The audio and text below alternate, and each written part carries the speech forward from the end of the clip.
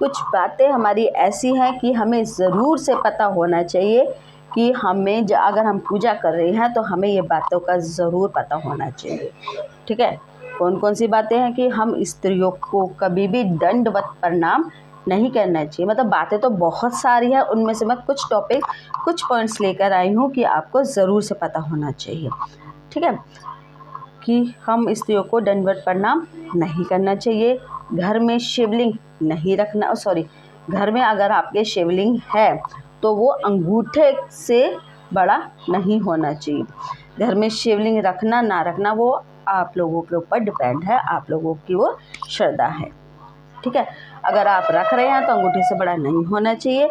और शिवलिंग पे तुलसी अर्पित नहीं होती है, और शिवलिंग के पौधे में हम तुलसी के पौधे में हम शिवलिंग को नहीं रख सकते।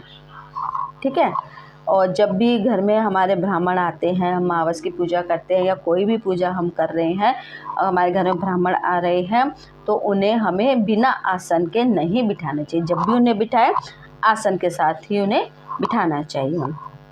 ठीक है, और मुख्य दरवाजे पे खड़े होकर हमें कभी भी लेन देन की बातें नहीं करनी चाहिए। मुख्य दरवाजे पे खड़े होकर हमें किसी की बुराई भी नहीं करनी चाहिए।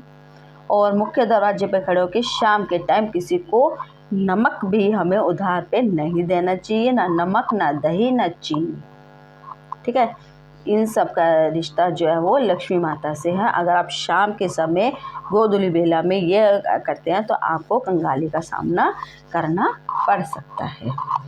ठीक है, और स्त्रियों को नारियल जो होता है ना, जो माता की पूजा में होता है, वो भी कभी भी नहीं फोड़ना चाहिए।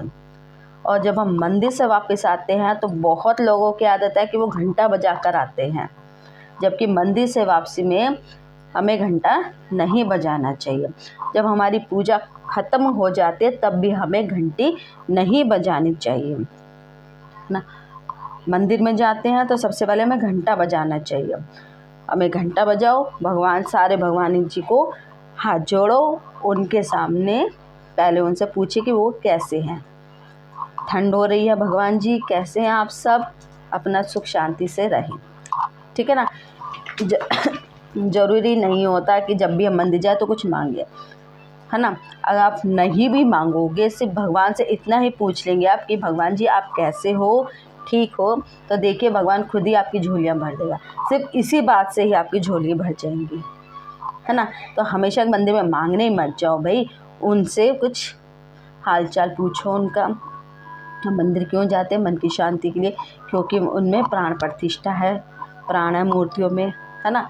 तो भी जब हमें पता है कि भी मूर्तियों में प्राण है, वो सुन रहे हैं, तो क्यों ना हम उनको ये कहें कि भी भगवान जी आप कैसे हो। ठीक है ना, वो आपको ज़रूर से उत्तर देंगे।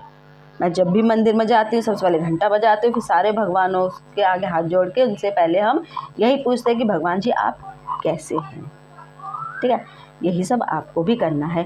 और जब भी आप पूजा करें मंदिर में, अगर आप खड़े होकर पूजा करें तो भी आपके पैरों के नीचे आसन होना चाहिए, और अगर आप बैठ के पूजा कर रहे हैं तो भी आसन होना ही चाहिए। घर में पूजा कर रहे हैं तब भी आसन पे बैठ के कीजिए, मंदिर में कर रहे हैं तब भी आसन पे ही कीजिए। और आरती, जब भी आरती होती है उसे हमें खड़े होकर आरती करनी चाहिए। ये नहीं कि बैठे हैं, कीर्तन चल रहा है मंदिर में, बैठे ये आरती हो रही है, नहीं। आरती के टाइम पे आपको खड़ा होना ही चाहिए। ठीक है, यही कुछ पॉइंट्स थे जो मेरे दिमाग में थे, मैंने कहा आप लोगों के साथ ज़रूर से शेयर करूं। मैं खुशी सागर आपके लिए यही पॉइंट्स लेकर आई थी। अब फिर से लेकर आएंगे। मेरी वीडियोस, मेरी बातें आपको पसंद आती हैं तो ज़रूर से उसे लाइक, शेयर, सब्सक्राइब ज़रूर कीजिए। तब तक के लिए हर हर महादेव। कल फिर हाजिर होंगे। और मैंने वीडियो बनाई है तिलकुटा चतुर्थी की, ज़रूर से उसे देखिएगा। हर हर महादेव।